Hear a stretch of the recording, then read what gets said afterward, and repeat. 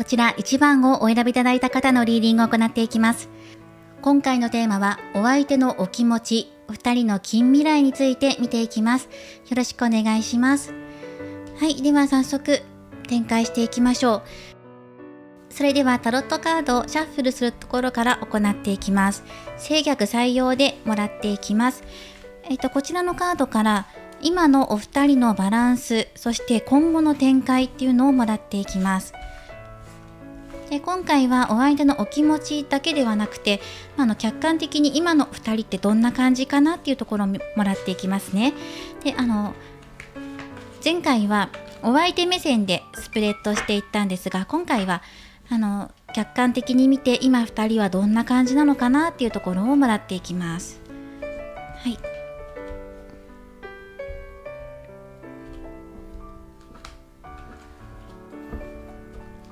それではよろしくお願いします。ラバースパスタロット見ていきます。まずはカードを6枚出して2人の今のバランス、お気持ちっていうところをもらっていきます。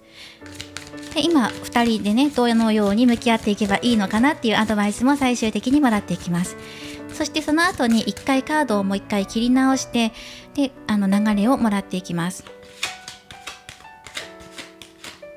はい、まずはね、6枚出していきましょう。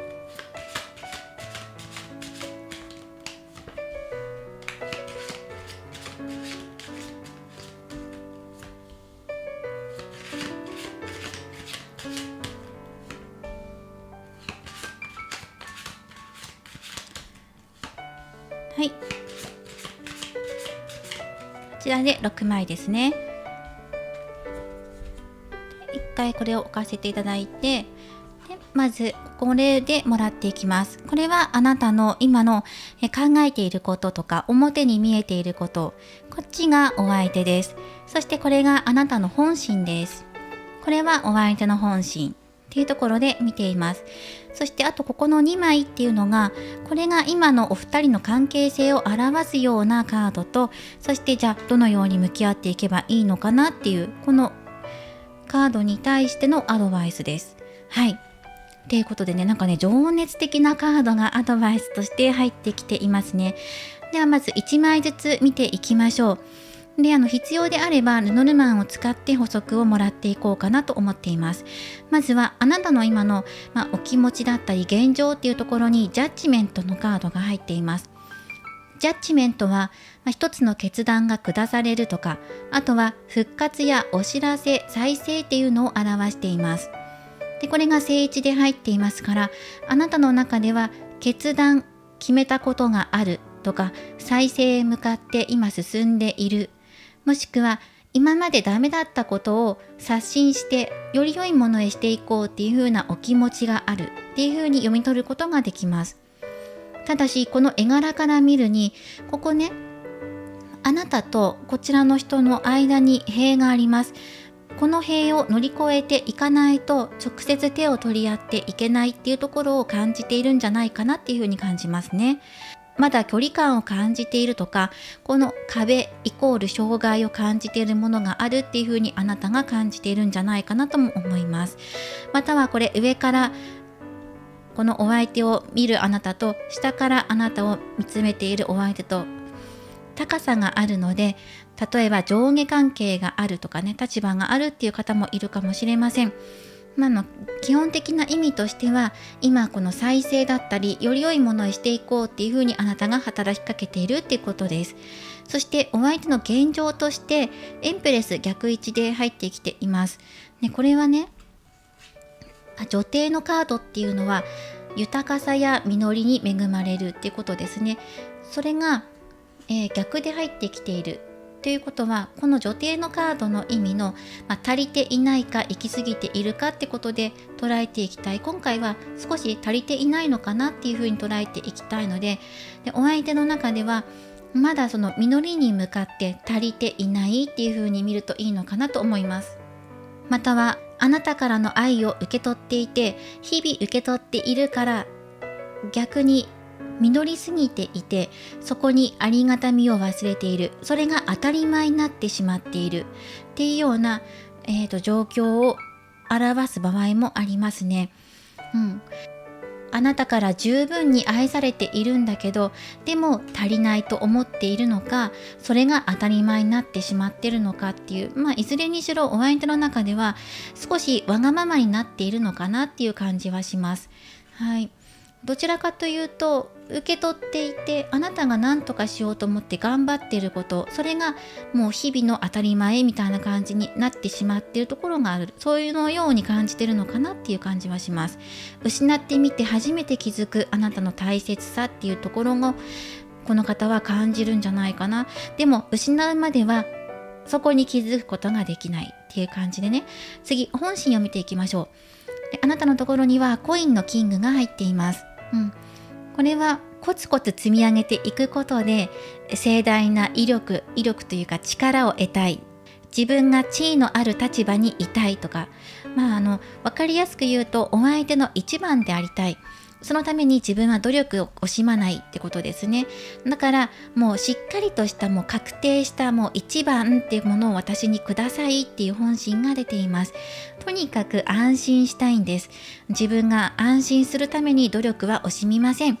で、毎日お相手に気持ちを捧げていきます。だから私はキングでありたい、王様でありたい。自分が頑張ってきたものをちゃんと成果として自分の手元に受け取りたいっていうところが入っています。受け取りたいというか、もうそのために進んでいくっていう感じかな。進んでいくというか、この場合はそうね、でも進んでいくっていう方が言葉としては合っているかなと思います。もうその座につきたいっていう感じですね。そしてお相手の本心で見ていきましょう。で、お相手の本心ね、これちょっと絵柄的に少し難しいなってところもあるんですけど、つなれ人入っています。これなんかね、超待てよ的な絵柄がするんですけど、待ってって言われて腕をつかまれているような絵柄で、意味としてはつられ人です。これはでも聖地で入ってますから、目の前の状況を受け入れようとしている。そして、試練もあるでしょう。でもそれに耐えて自分はそこからね、視野を広げていきたいっていう気持ちがある。でもこれお相手もね、これに尽くすっていうカードなんですよ。試練を受け入れて自分はそのために時間を使っていきながらも、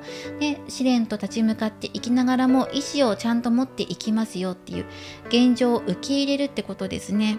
現状を受け入れるプラス、この絵柄的には待ってよっていう風に腕をつかまれているので、そこで気づくものが今この方の中にはあるのかも。待ってって言ってるのはあなたなんじゃないかなと思うんですね。どちらかというとこの人追われてるというか、今恋愛はこっちが追いかけていて、こっちが追いかけられている側っていう風に捉えられます。あなたが待ってよ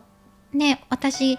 日々毎日あなたに愛情かけているから私を一番にしてよっていうところに気づいているんじゃないかなって、腕をつかまれて振り返っているので、あなたのお気持ちや言動、行動、何か行動しようと思っていることに気がついてはいる。そして振り返っているので、そのお気持ちをちゃんと見ようとしている。つられ人はね、現実を受け入れるとか、今の現状を受け入れていくこと、辛いことがあってもその辛さすらも受け入れていくんだよってことがここで出ているので、ちょっとね、ここはギャップがあるかなっていう感じはするんですね。そして今のお二人の関係性として今言えるのは、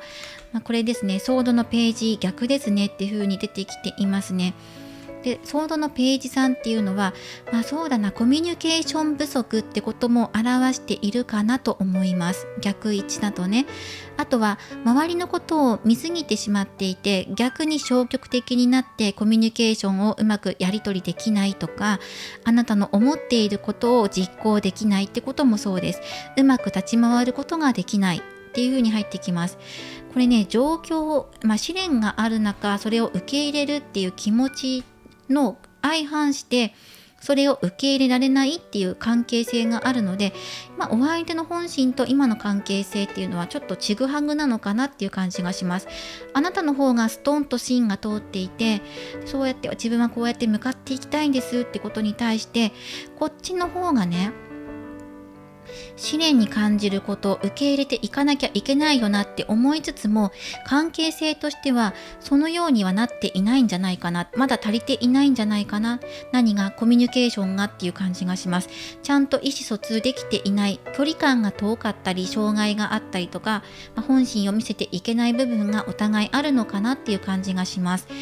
そしてそうですね、まだまだこれからコミュニケーションを積み重ねていくことも大切ですよってことをこのカードが教えてきてくれていますね。周りのことを気にしすぎているっていう感じはどうでしょうか。でもそれも受け入れていかなきゃいけないんだよなっていうお相手の本心は見えています。そしてこれね、アドバイスとしてもらってるんですけど、まずこのお相手のこのぎこちないところを何とかしたいなと思うので、ルノルマンカードでもらっていきます。お相手の現状と本心に対して補足もらっていきましょう。あなたの方は復活のカードが出てるので、もう一度やり直したいことがあるとか、失敗をまた跳ねのけて成功へ導いていきたいものがあるとか、空いてしまった距離を埋めていきたいとかね、そのようなことを考えていると思います。はい、ここね出していきましょう。ルノルマンで、補足をもらっていきます。ルノルマンカード、お相手の現状としてはやっぱり日々のその小さな幸運っていうのを表しているクローバーのカードだけど、それ受け取りすぎているのかな、今自分が豊かな状況にいるっていうことに気づけていないとか、慣れすぎてしまっていて、そこに感謝とかありがたみっていう気持ちを失いかけている、薄れているってところです。やってもらって当たり前みたいなような状況になっている、ちょっとわがままちゃんになっているのかなっていうのは正直出てきていますね。ただ日々あなたとのやりとり、あなたからのアタック、アプローチを受けているんじゃないかなっていうのは感じていますよね。はい、その日々の積み重ねの中でその当たり前になってしまってきてるんじゃないかなっていうのが出てきています。そして本心っていうところで見ていくと、気持ちなかなか落ち着かないっていうところがあります。で、落ち着かせていくためにも今の現状ちゃんと見なきゃいけない、受け入れていかなきゃいけないよねってところが本当の気持ちとして入ってはきてるんですけど、それをまだ安定させていけないというか、気づけていないんですよね。何かがないと気づけない、何かきっかけがないと、あなたから日々与えてもらっている気持ちってところにちゃんと気づいて受け止めていけないよってところが出てきてるんじゃないかなと思います。受け入れるべきよみたいな感じで入ってきてるんですけど、まだそれがなんていうのかな、自分の本心を見せられないっていうのもあるし、その本心っていうのは現実を受け入れるんじゃなくて、本当の自分のお相手のお気持ちっていうのをあなたとコミュニケーションを通じてスムーズにやり取りできていないっていうのもあるし、あなたから日々与えられているものに対して感謝の気持ちを取り戻していかなきゃいけないねっていう現実に気づかなきゃいけないよねってところにまだ本人が気づけていないっていうのが正直ここで出てきているかなと思います。安心しきっちゃってるんですね。あなたに甘えすぎてしまってるのかな、もう当たり前だみたいな感じで思ってしまっているところが正直出てきていて、うまくコミュニケーションが働いていないのかなっていう感じはします。はい、そしてここアドバイスのカードですね、デザイアそして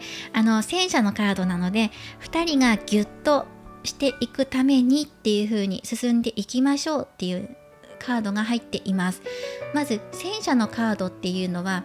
行動することであなたに、そしてお相手にもね、自信と力が湧いてくるっていうカードです。2人の関係性をより良くしていくためには、意志を強く持つこと、そして進んで掴み取っていくんだっていうお気持ちを持っていきましょう。今試練っていうのが多分あると思うんですね。ここに壁があるかのように、ね、ここ腕掴んで話聞いてよって言ってるかのように、何かしら試練っていうものが出てきています。それを乗り越える力は持ってるので、あとは動くんですよってことですね。そう、信じて進んでいきましょう。愛し抜いていきましょうっていう、迷わず進んでいきましょうねっていうところが出てきている。でもあなたの方にはあまり迷いっていうのは感じないので、どちらかというとこっちかなっていう感じがするんですよね。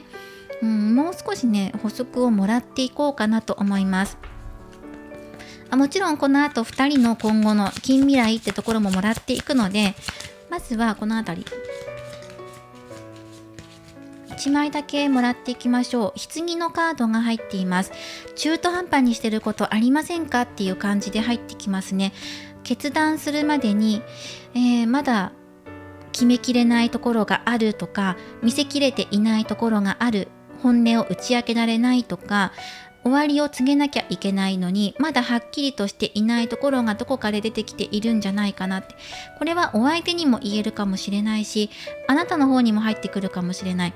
もうちょっとはっきりと区切りをつけていかなきゃいけないことがあるんだけれども、まだそこまで達していないようなことがある、曖昧さが残っているっていう感じですね。そこをはっきりさせていくことっていうのがアドバイスとしても入っています。はい、ではこれらのカードを参考にしていきながらちょっと寄せていきますね。この後2人の未来っていうのがどのように変わっていくのかっていうのをもらっていきます。はい、でルノルマンカードは一旦しまっていきますね。そしてまた必要があれば出していきます。ではこの残りのタロットカードからお二人の未来の様子っていうのをもらっていきましょう。また違った視点で今度はフォース集を使ってまた問題を見ていきます。2人の今のバランス見ていったんですけど、アドバイスとしては戦車正一です。それも踏まえつつ見ていきましょう。また違う視点で見ると物事が変わって見えるかもしれません。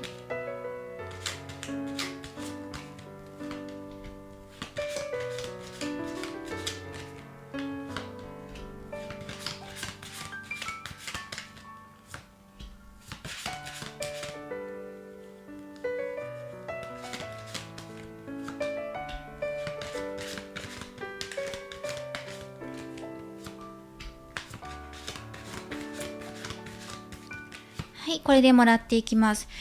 少しね、価格の関係性上、カードをもう少しまとめさせてもらいますね。これでもらっていきましょう。では、めくっていきます。はい、過去、ソードの6逆1、現在がペンタクルの、プリンスなのでナイト逆1、そして未来がペンタクル6番正1、そしてここね、助教皇のカードがアドバイスとして入っています。であとはここが、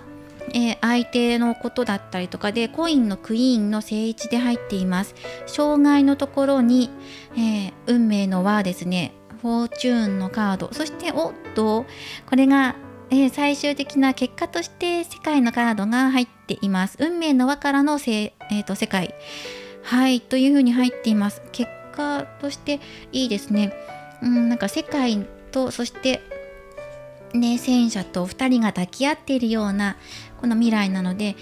お二人今いろいろと障害を感じていたり問題があったとして、あとすれ違いとかコミュニケーション不足があったとしても、そこから進んでいくことで2人が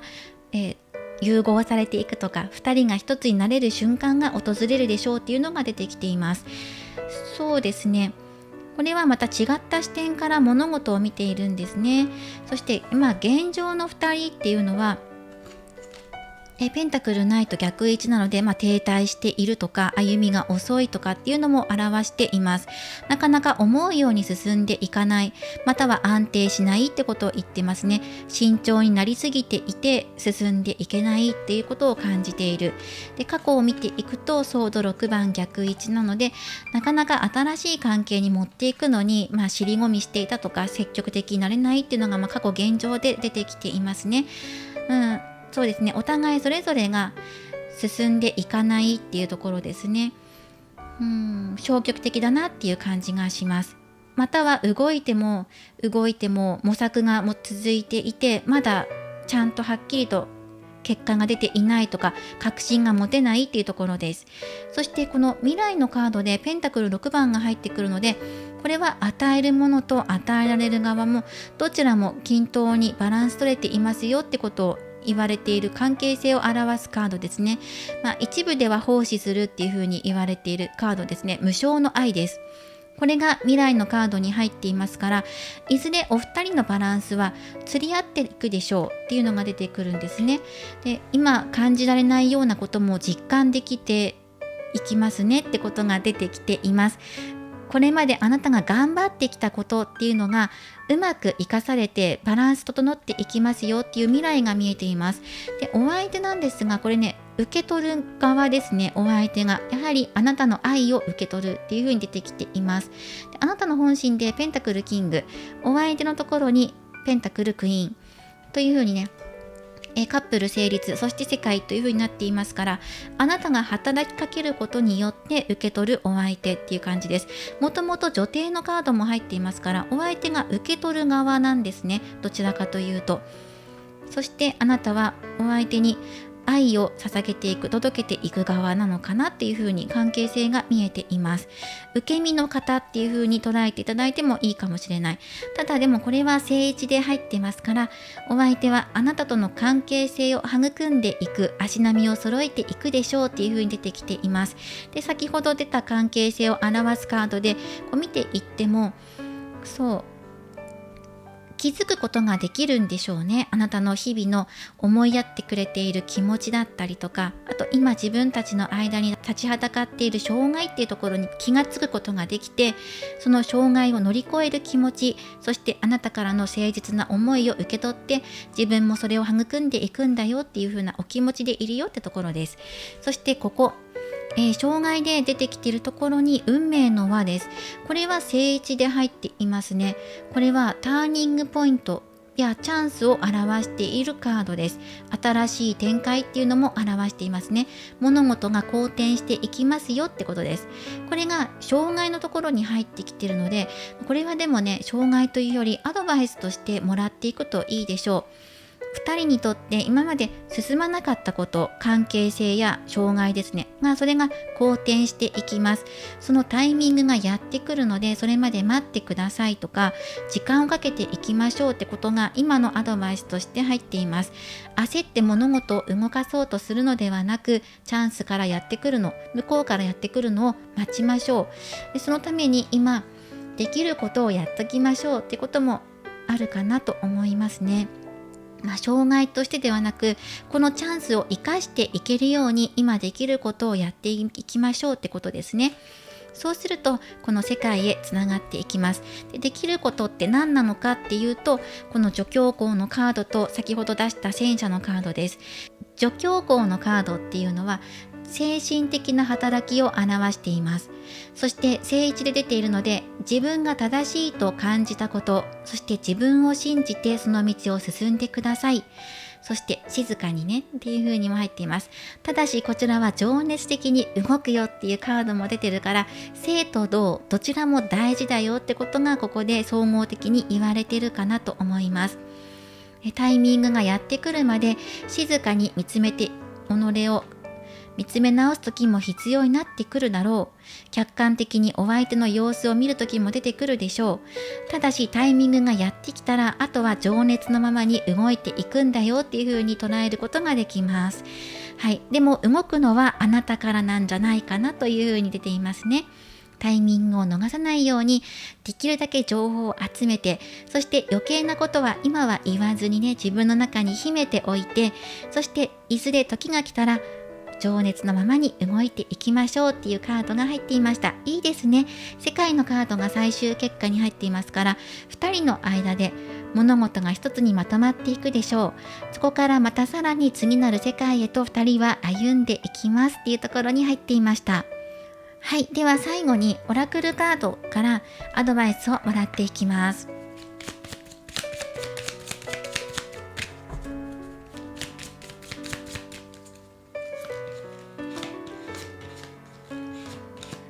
はい、オラクルカードからアドバイスをもらっていきましょう。はい、こちらはあなた自身から働きかけてくださいですね。魔法をかけましょうっていうカードだから、あなたが自分で働きかけていくんですよっていうことです。作り出していくんですよってことですね。世界だったり、魔法ってつまりあなたが自分のエネルギーを注いでいくこととかね、作り出していくことがあなたなんだよってことがここで出てきています。はい、ではこちらのお選びいただいたレムリアンクォーツ、こちらは忍耐するっていうカードなんですね。ペースを緩めましょう。急ぐ必要は今はありません。自然のリズムに合わせて生活してください。すべてはなるようになると信頼しましょうっていうレムリアンクォーツのカードも入っています。今は忍耐だよっていう風に言われてますね。急がなくても大丈夫、世界がやってくるからね。で、タイミングがやってきたらあなたは魔法を打ち出していくんだよ、情熱の魔法だよっていう風に言われていました。はい、ということで今回は今のお相手やあなたのお気持ち、2人の関係性、バランスを見た後に近未来を見ていきました。また近未来の様子なので、この後また変わっていく可能性もあります。どのように変わっていくのかっていうのはまたそれぞれ変わってくると思いますので、タイミングを逃さないようにうまく活かしてみてください。これからもリーディング動画を投稿していきますので、高評価やコメント、そしてチャンネル登録をよろしくお願いします。ではまた次回の動画でお会いしましょう。最後までご覧いただきありがとうございました。それでは2番をお選びいただいた方のリーディングを行っていきます。今回のテーマは、今のお二人の関係性、バランス、そして2人の近未来について見ていきます。よろしくお願いします。はい、こちらのオラクルカード最後にアドバイスとしてもらっていきます。まずは、こちらのラバースパスタロットをシャッフルして展開していきます。今回は2回に分けて見ていきます。まずは今のお二人の現状や関係性、どんなバランスなのかなっていうところを見ていった後に、ホース集を使って2人の近未来どうなっていくかなっていうところをもらっていきます。で、必要なところにルノルマンカードやオラクルを使ってアドバイス、詳細もらっていこうと思います。はい、ではよろしくお願いします。タロット制逆採用で見ていきます。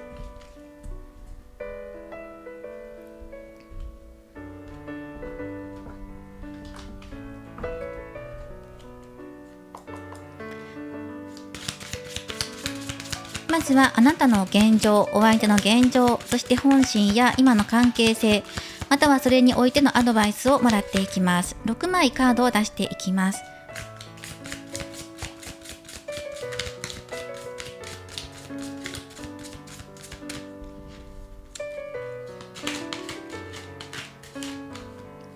はい、こちらがあなたの今の頭の上、考えていることとして、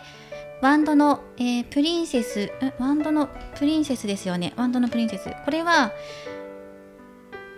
ページ3なんですよね。次、お相手です。お相手の今考えてることとしては、18番、月のカードですね。入っています。ちょっと不安だなーっていう感じで入っています。そして、本心見ていきましょう。お互いの現状なので、あなたの本心としてはワンドのクイーン入っていますね。なんかね、空回りしてるなっていう感じで逆位置で入ってるので、お相手の本心です。私こうやってやっていきたいのとか、こんな関係結んでいきたいのっていう風に頑張ってるんだけどうまくいかないのっていう風な感じで入ってきていて、お相手の本心はつわれ人の逆なんですね。ということは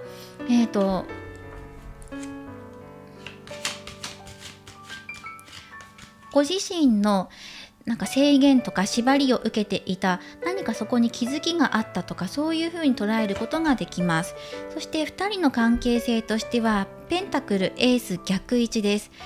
エースはもともと始まりを表しているカードで、ペンタクルになってくるとこれが現実的な始まりだったり豊かさ、そして満足感っていうところを表します。またはチャンスだったりね、それが逆で働いているので、まだそのうまく噛み合っていかないとか、まだ実現していかないものがあるんじゃないかっていうのが2人の関係性で入っています。はい、そしてこれがアドバイスカードです。アドバイスは、ソードの7番です。私こうしたいのだけどうまくいかないのっていうところをまず一旦落ち着いて、どうすれば振り向いてもらえるか、いろいろ作戦考えようねっていうのがアドバイスです。今とっても空回りしてますね。出てきています。めっちゃこうやって進んでいくのだけど先行き見えない、いやでも私進んでいく、だって叶えたい、結ばれたいんだもんっていう感じでわーっていう風に入ってきていますね。いろんな今もう頑張ってるよっていうのがもう猛アタックしてます。だけど空振り三振ですっていう感じで入ってくるんですよね。ごめんなさい。でもそんな勢いがあるよっていう感じ。なんかストレート三振みたいな感じで入ってくるんですね。はい、そしてお相手の方ですね、月のカード、そうだな、先行き見えない不安っていう風に捉えていきたいんですけど、でも動揺してるっていうのが、出てきてるかな。戸惑っているっていうこと、先行きが見えなくて不安っていうよりは、めっちゃ猛アタック受けていて、ちょっと動揺しているかなっていう風に、見た方がいいかなと思います。わーみたいな勢い溢れて、受け止めきれないみたいな感じでお相手の方で入ってきています。それぐらい勢いがすごいよっていう風に出てきていますね。で、そしてお相手の本心としてはつられ人の逆なんですよ。ちょっとこれね、絵柄からも取っていきたいんですけど、待ってみたいな感じであなたに言われてるんだけど、でも腕をつかまれているで気づくの逆だから、ちょっと引き気味なんですよ。パワーに押され気味っていう感じがここで入ってきています。まだそのあなたの熱意を受け止めきれるぐらいの広さ、器が今自分にはありません。器というか余裕がありませんっていう感じでしょうか。どうしようって動揺しているところもあります。それぐらい勢いがすごいので、その勢いはすごいのは素晴らしい。だけど今はどうやったら振り向いてもらえるのかっていういい方法、うまい具合っていうところを見ていきましょうっていうのが入ってるんですよね。いろんな方法を探してくださいっていうアドバイスです。はい、このように入ってきていますから、でお相手が動揺しているぐらいあなたの勢いがすごいという感じで入っていますね。で関係性としては、いやまだ今じゃないんじゃないかっていう感じで、まだ実感できていないよね、そりゃそうだよねって、だって今ちょっと空回ってるような感じだから、じゃあその気持ちどのようにしていけばいいの、もうちょっとねいい作戦あるよっていう感じで言ってるんですよ、このソードの7番が。そんなストレートだけが全てじゃないわ、カーブもあるのよみたいな、変化球を教えてあげるみたいなことを言ってるんですよね。そうだ、魚のカードが出てきましたね。もうちょっとアドバイスをもらっていきましょう。バランス取ってくださいね。これ魚のカードだけど、2人がだって2匹の魚、2尾この魚同士が向かい合っていて、本当にちょうど良い感じでね、シンメトリーになってますよね。これを目指していけばいいよ。そこに豊かさとか、あなたの、自由にね、お互い自由に泳ぎ回っていく中でも、魚って縛りがないから自分の好きなように泳いでいける。その中でも2人がこうやって向かい合って、魚同士がね向かい合って漂っていける、この感覚でいいんじゃないっていう感じで入ってくるんです。それが本当の2人にとっての豊かさってところに結びついていくんじゃないのかなっていうふうに、今はまだその豊かさを受け取れていないんだけど、でもうまいバランスで泳いでみよう、泳がせてくださいっていう感じでも入ってくるし、こっちもあなたの方もうまく泳いでみよう、でバタフライだけが全てじゃないから、たまにはカエル泳ぎをしてみようとかね、その中でもお互いの自由とかを尊重していく中で育んでいくものや育っていくもの、豊かになっていく関係性っていうのが見えてくるのかなっていうふうに出てきています。お魚はね、豊かさを表しているカードなので、それに向かってのいろんなやり方っていうのをここで模索してみましょうっていうのが出てきていました。はい、この以上の6枚から今の2人の、現状、お気持ち、関係性などアドバイスなどももらっていきました。これらを踏まえながらも、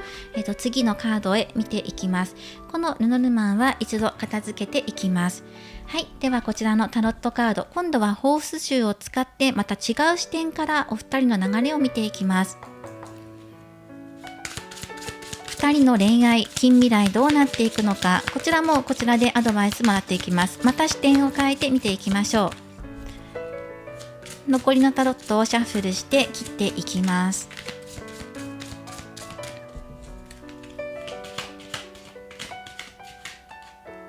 ちょっと待ってくださいね。はい、これですね。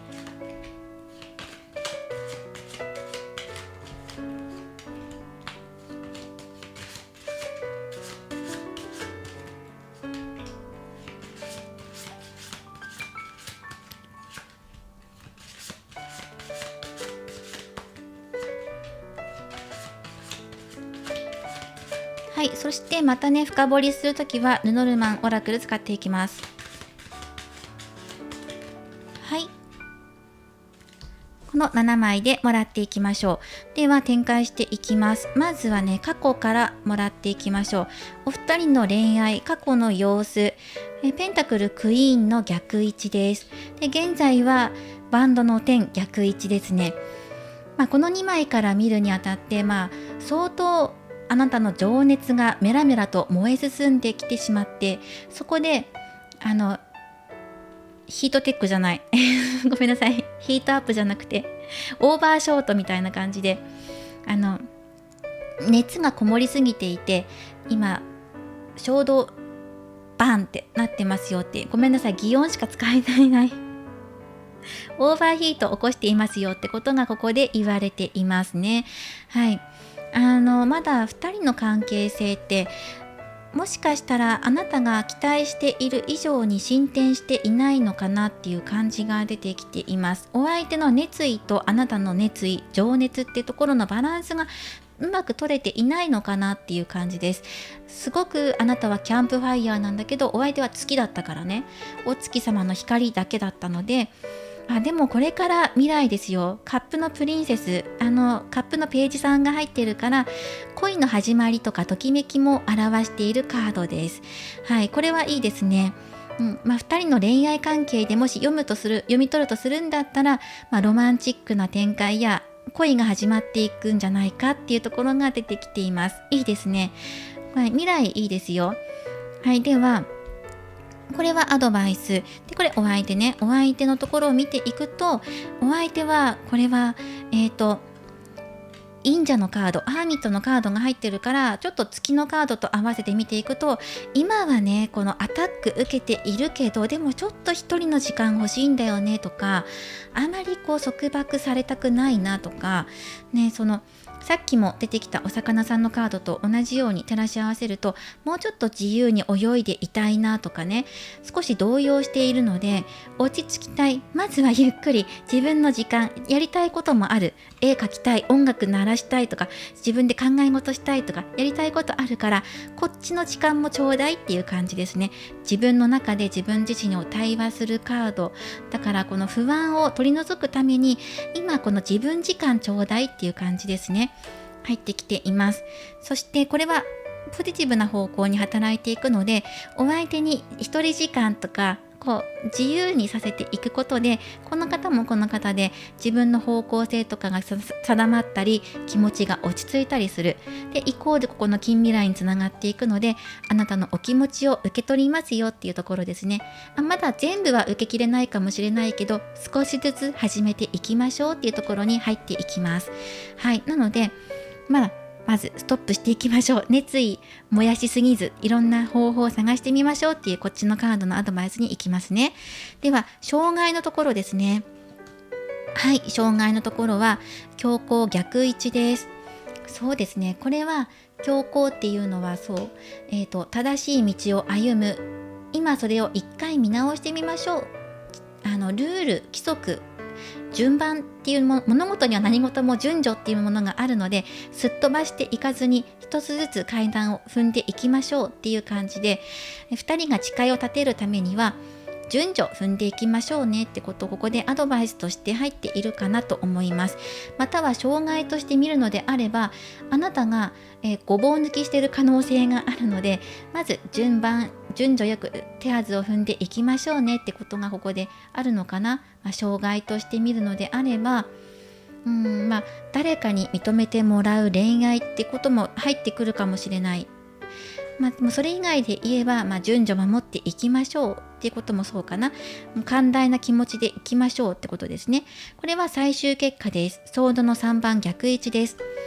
ソードの3番っていうのは見た通りハートに剣が3本刺さっている。これは悲しみとか不安っていうものを表しているんですが、これでも逆で入っているので、その痛みから抜けていきますよってことがここで出てきています。何かしら痛みっていうのは伴っていきますねっていうことは、これは逆位置でも正位置でも入ってきます。だけど逆位置の方が抜けていきますよってことを強く出てきているので、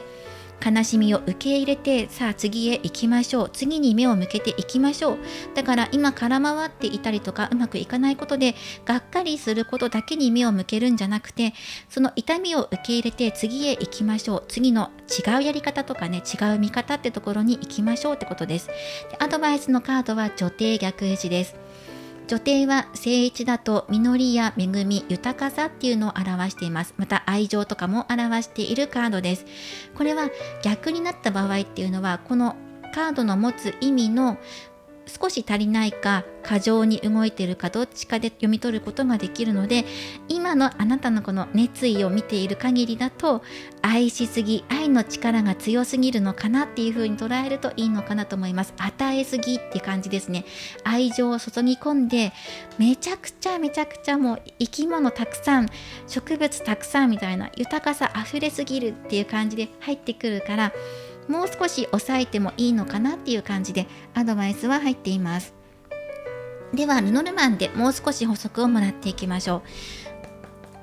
そうですね、全部知りたいとか全部把握したいではなくて、もう少しお互いが自由でいても大丈夫、信頼関係育んでいけるようなやり方を目指していくといいのかなっていうふうにも出てきています。ではルノルマンからもアドバイスをもらっていきましょう。犬のカード、信頼関係を育んでいきましょう。お手紙のカードも入っています。はい、鍵のカード、はい、そこに解決策がありますよっていうことで、まず一番大事なのはパートナーシップを結んでいきましょう。今の距離感を確認してください。もしかしたら勢いがありすぎているのかもしれません。お相手に歩調を合わせて寄り添っていくことも大切でしょう。時にはね、このように寝そべって待ちの姿勢になることも必要になってくるかもしれません。はい、それが逆に近道になるかもしれませんね。やがてここにお知らせがやってきます。あなたに伝わってくるものがあるでしょう。それはじんわりとにじみ出てくるような優しさが伝わってくるのかもしれないし、あなたがお知らせを受け取ることで気づくこともあるでしょう。その気づきっていうのがここに現れているので、解決するヒントを受け取るのかもしれません。またはもうすでに受け取って解決する方へ、あなたが問題解決の方へ自分で動いていくことができるってことも表しているんですね。まずはここですね。パートナーシップ、相手に信頼されましょう。自分もお相手を信頼しましょう。信頼関係を築いていくこと。そしてその後に手紙のやり取り、つまり LINE やメールのやり取りしてお互いの意思を伝え合っていきましょう。一方的に伝えてはいけません。お互いがそれぞれ受け取るものがあります。そこに解決、今の問題解決のヒントが眠っていたり、または解決に向かって物事が動いていくでしょうっていうようなアドバイスも入っていました。ではオラクルカードも1枚出していきますね。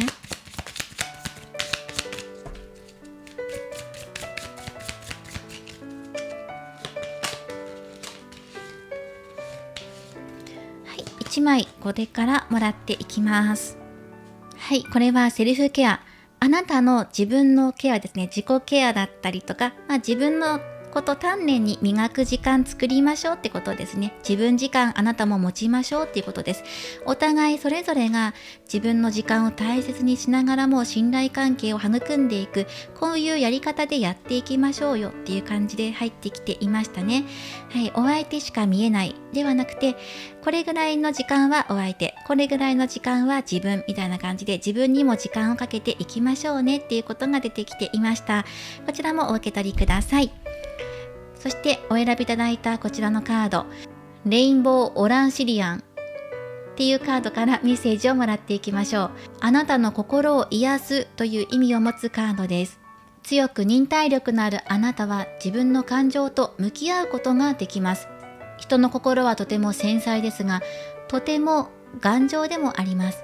傷ついた心を回復させていきましょうっていうね、心を回復させるっていうカードです。これはこのソードの3番にも入っていますね。心痛めるようなこともあるでしょう。だけどそれを癒していく、ヒールしていくんだよ、回復させていくんだよってことに今は目を向けていきましょうってことです。これから訪れるかもしれません。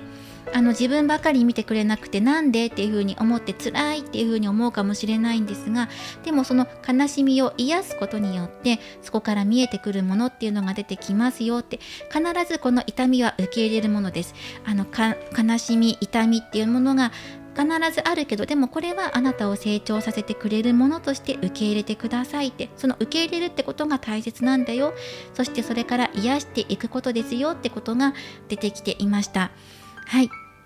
ただし痛みは抜けていきますからねっていうのが出てきていましたね。今回は今のお二人の関係性やお気持ちのバランス、そして近未来のどうなっていくのかっていうのを見ていきました。これからもリーディング動画を投稿していきますので、高評価やコメント、そしてチャンネル登録をよろしくお願いします。ではまた次回の動画でお会いしましょう。最後までご覧いただきありがとうございました。それでは3番をお選びいただいた方のリーディングを行っていきます。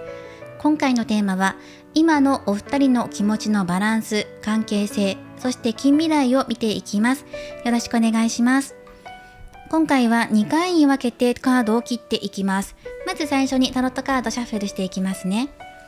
ラバースパスタロット、こちらは制逆採用で見ていきます。まずは今のお二人の現状や気持ちのバランス、関係性を見ていきます。その後にホースシューを使ってお二人の関係性、また違う視点から今後どうなっていくのかなっていうところでアドバイスをつけてもらっていこうと思います。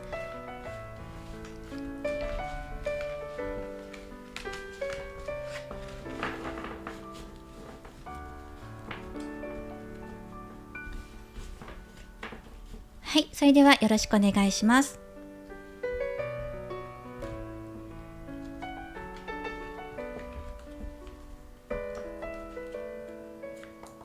そして深掘りすること、アドバイスなどでルノルマンとオラクルも使っていきます。まずはタロットを一枚一枚読んでいきましょう。おっと、失礼しました。はい。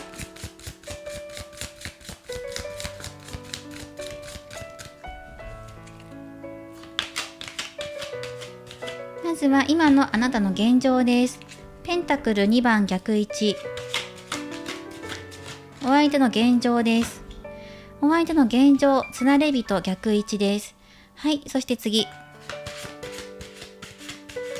あなたの本心ということで、世界の逆で入っています。はい、世界の逆で入っています。次、お相手の本心です。ね、2人が一つになっていかない、バランス取れないっていう感じで入ってきて、お相手の本心としてはワンドの7の正位置で入っています。そして今の2人の関係性を表すカード1枚出していきます。それが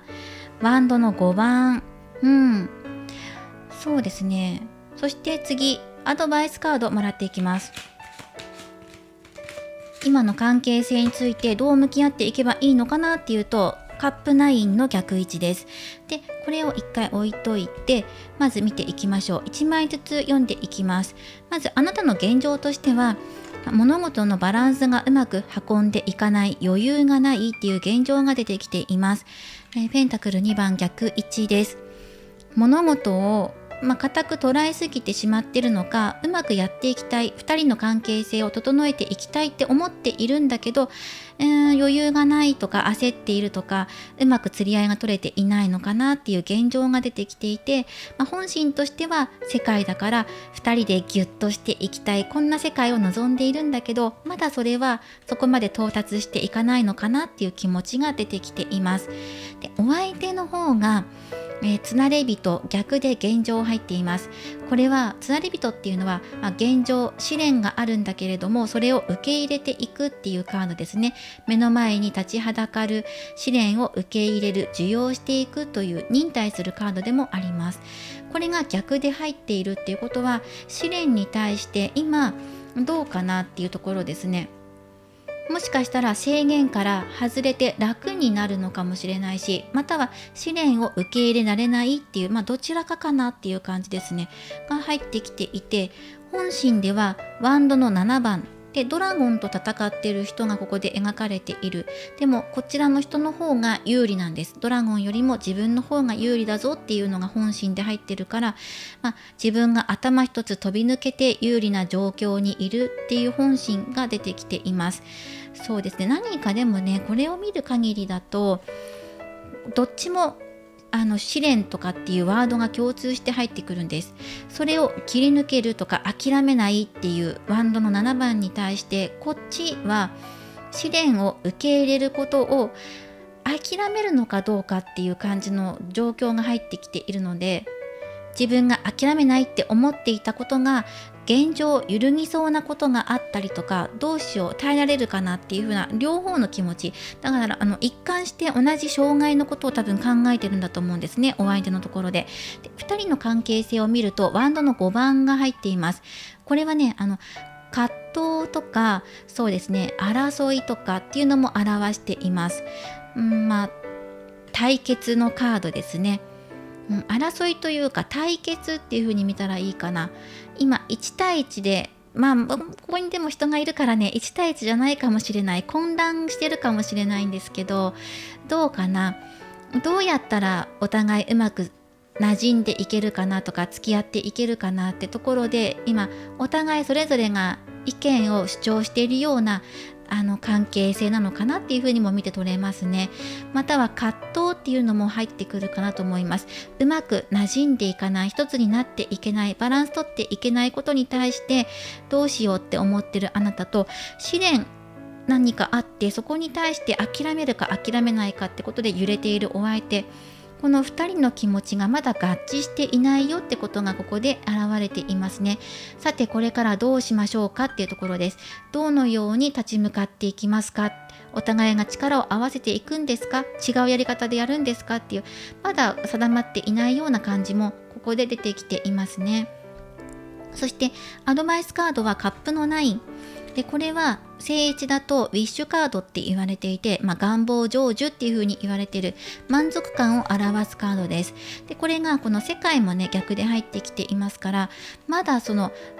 でも満ち足りていくためには、成功させていくためには、まだ手塩にかけてやっていかなきゃいけないことが出てくるんじゃないかっていうところで出てきていますね。まだうまくバランス取っていく策を見つけていかなければみたいな、満たされない気持ちを抱えつつもどうやったら満たされるのかっていうところですねっていう感じで入ってきていますので、もうちょっとねもらっていきましょう。まずお相手が今障害に感じていること何なんですかってことで、一つワードをもらっていきましょう。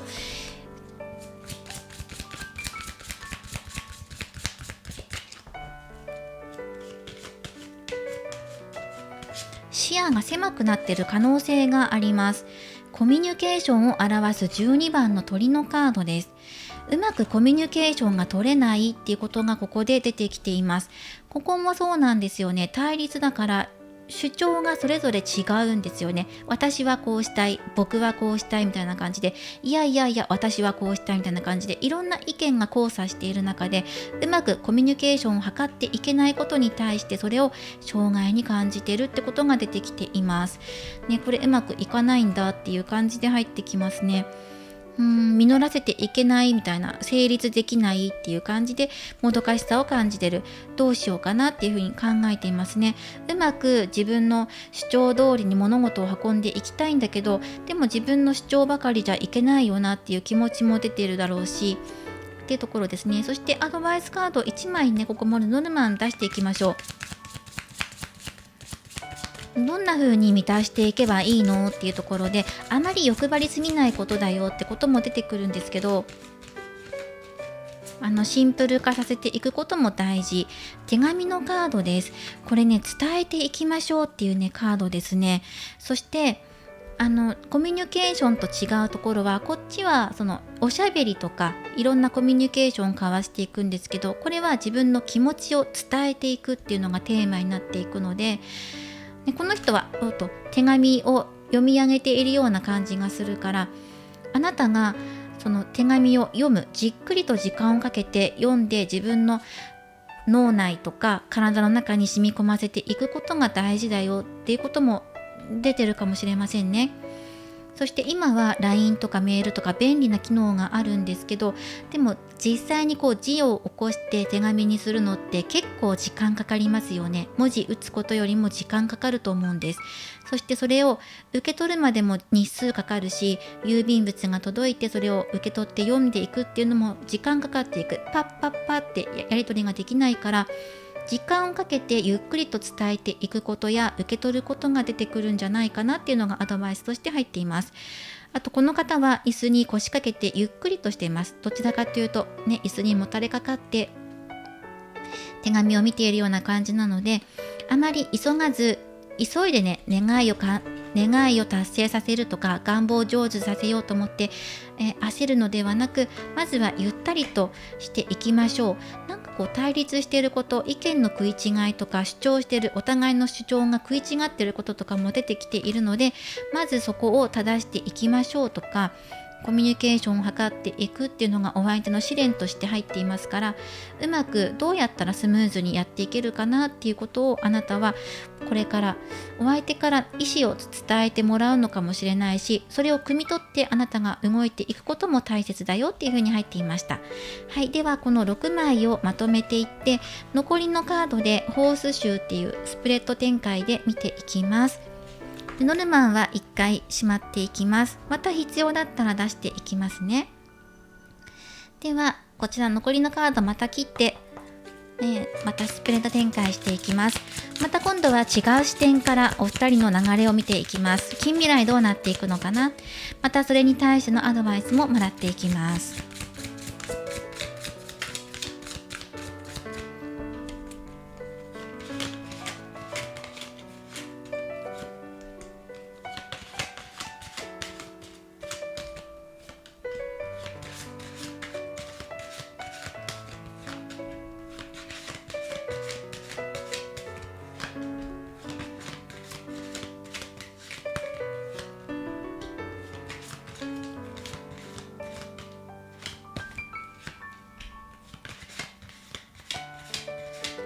はい、この7枚で見ていきましょう。ではめくっていきます。まず過去、現在から見ていきましょう。過去は、ワンドのプリンセス、ワンドのページ3正1、そして現在はワンドの6逆1。だから目標に向かって目標決まった、こういう風にやっていきたいとか、恋しました、でそれで向かっていったんだけど空振っていますっていう現状が出てきていますね。うまくいかない、ね、勝利を収めるっていうワンドの6番に対してそれがうまくいかない、達成できていない、まだ未達成っていうところで、世界と同じような意味合いを持つねカードも入ってきていますから、現状はね物事がうまく進んでいかないから自信なくなってるなっていう感じで入っています。で、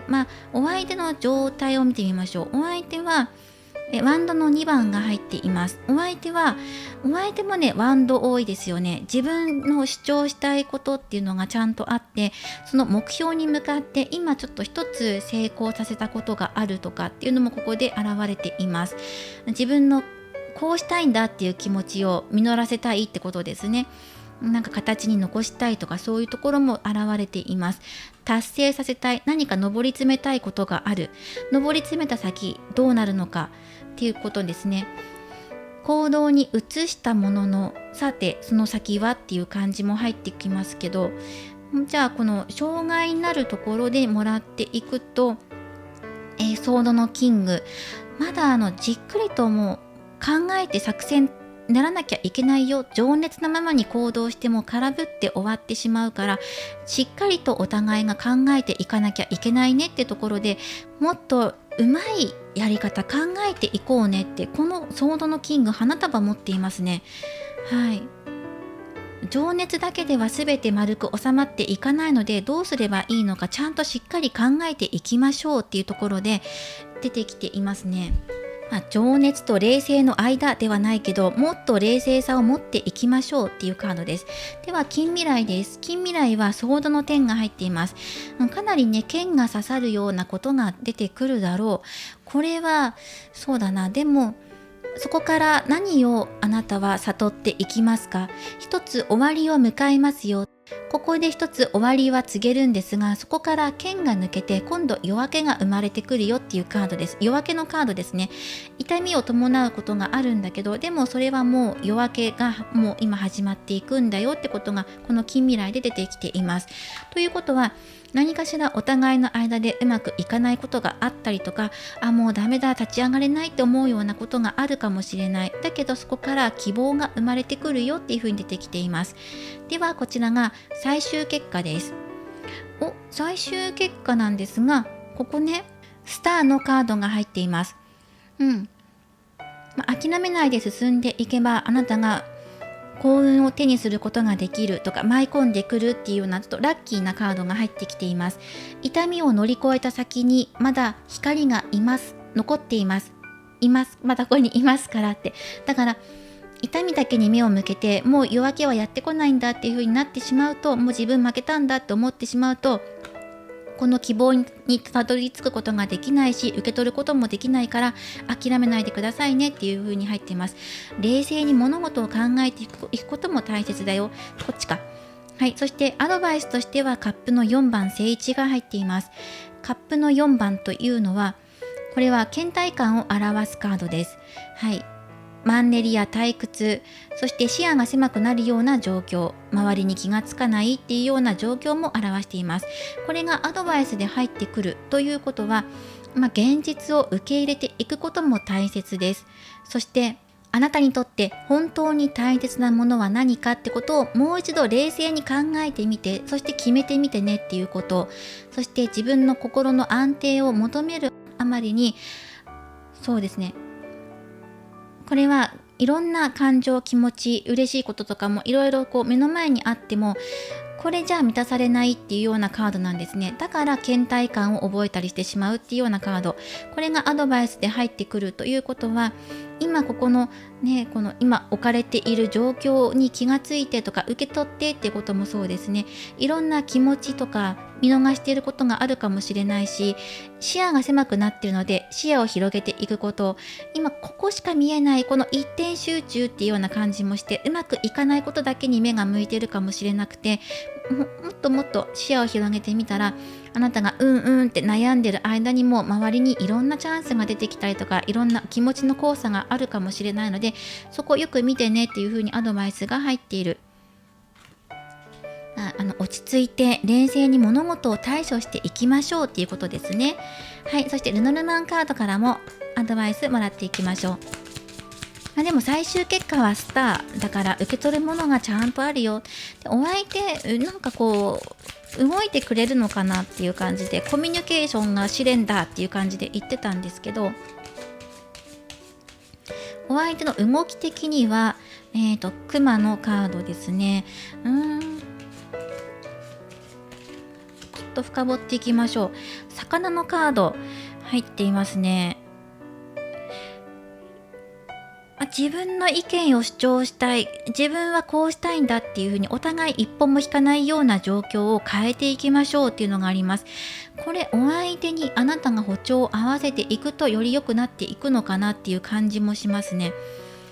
でお相手はじゃあ何を望んでいるのかなっていう感じで、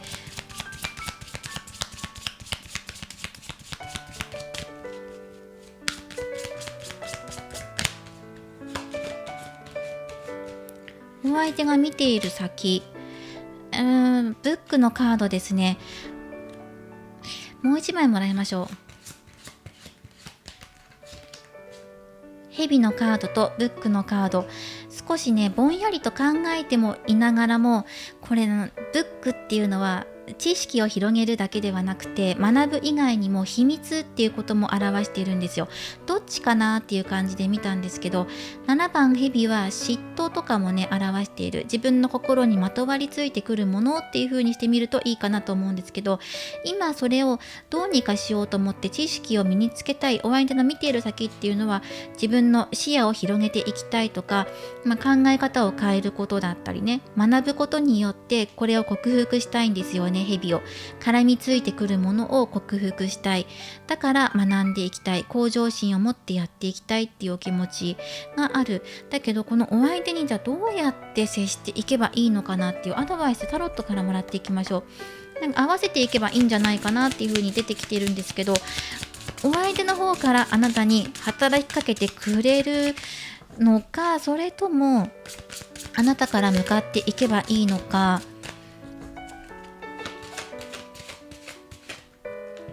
これです。はい。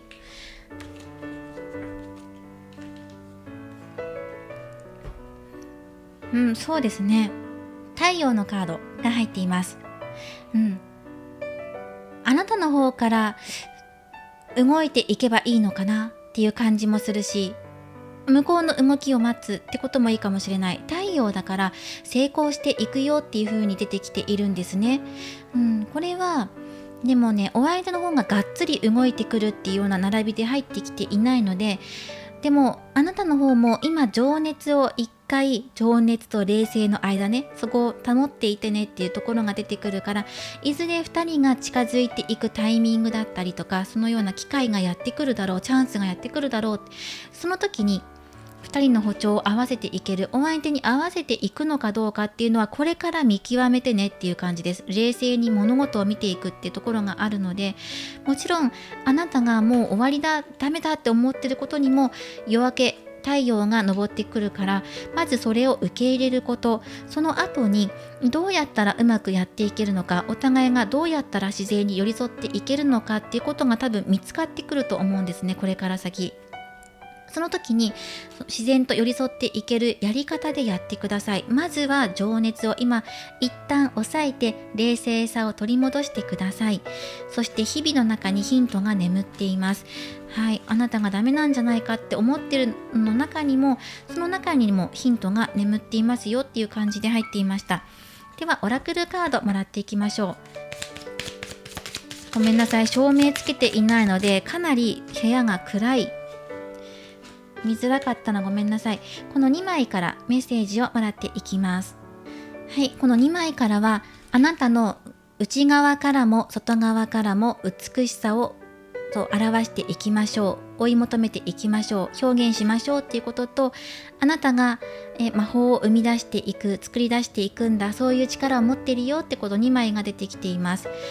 あなたの方から働きかけるといいんじゃないかな。ただし外側だけでもなく内側だけでもなく、両方バランスとっていくこと、両方の美しさを保ってくださいってことが出てきているので、つまりは情熱と冷静の間、いいところでいてくださいねっていうことです。そしてあなたから生み出されるエネルギーっていうのがあるので、これを伝えていきましょう。つまりは働きかけるのであればあなたからっていう風にアドバイスが入っていました。まずはここですね。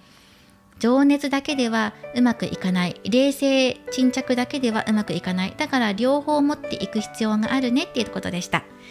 そしてお選びいただいたオラクルカードからメッセージをもらっていきましょう。こちらはユカナイト、今を生きるというカードです。今という時間はとても特別です。過去は過ぎ去り、未来はまだ訪れていません。ですから今という時間に集中してみてください。今この瞬間のあらゆる面を楽しみ、周りの人とのバランス、つながりを持っていきましょう。そして自分自身やお相手に感謝をしていきましょうというカードです。はい、こちらもお受け取りください。ちょっとね、暗くなっちゃったのでごめんなさい、見づらかったら、調整しますね。今回はお二人の今の関係性、気持ちのバランス、そして近未来の流れというものを見ていってアドバイスをもらっていきました。以上3番をお選びいただいた方のリーディングとなります。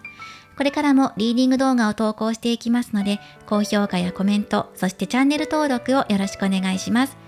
ではまた次回の動画でお会いしましょう。